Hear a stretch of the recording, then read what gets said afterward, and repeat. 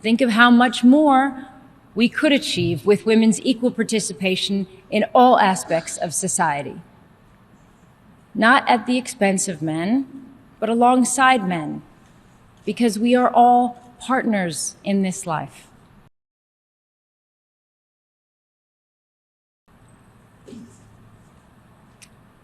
Worse still, we see impunity for crimes committed against women and girls during conflict, or when women human rights defenders are attacked or killed or imprisoned. Too often, whether or not we confront these human rights violations depends not on the law, on universal standards, but on how much our governments think that their business or political interests in that country might be affected. This is as harmful to our long-term security and stability as it is unacceptable on a human and moral level. None of this is to discount the efforts of the many men, great husbands, fathers, brothers, and sons who have been with us in this fight. It is simply the reality of the unequal power relations, abuse of power, gender bias, violence, and lack of justice that keep so many women in a subordinate and therefore vulnerable position internationally. Fearing abuse at the hands of a peacekeeper is not protection. Living with the fear that your daughter might be raped by armed combatants is not safety. Knowing that if your children are harmed, no one will be held accountable is not a basis for peace and security. Denying half a population representation in peace negotiations or in government is not the route to long-term stability. As long as we continue to put almost every other issue ahead of women's rights and participation, we will remain stuck in a cycle of violence and conflict. We will have learned nothing, and our institutions will count for less than they should. From my experience, a growing number of men and women in uniform understand this. When we are at our best, doing what we are called to do, we all share the same goals, the same mandate: a safer, more stable world. We fight to defend our freedoms and rights and the freedoms and rights of others. I recently met a male peacekeeper who had just returned from deployment as a gender advisor in the Central African Republic.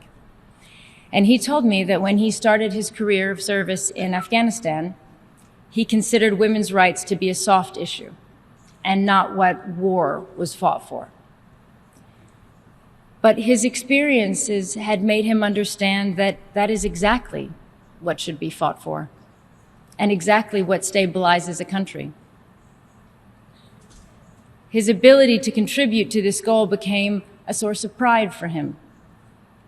He had made that jump in his thinking, and while he'd been doing a great service to his country already, he had now added that understanding and that sense of partnership with the women he served.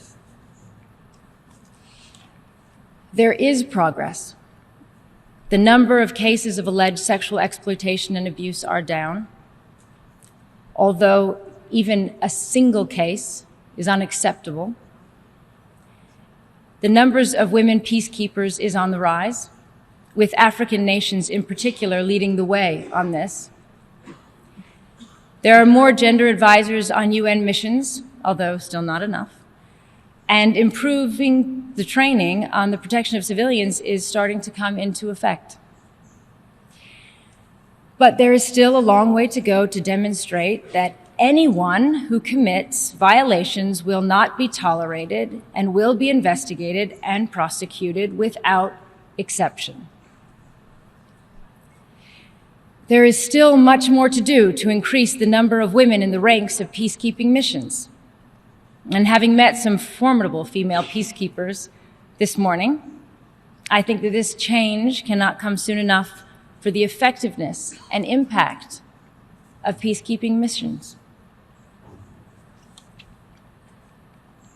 And of course, we cannot call for more women to serve without making it safe and viable for them to do so, including ensuring that they themselves are not vulnerable to sexual harassment or abuse. New actions by your governments in all these areas can make a huge difference, but they, I believe, must be accompanied by commitments to ensure that women's representation in peace negotiations, to be consistent in the defense of women's rights in all places, and to address the deep-seated societal reasons for inequality and violence against women. And above all, we need to understand that women themselves are protectors, as mothers and peacekeepers and human rights defenders.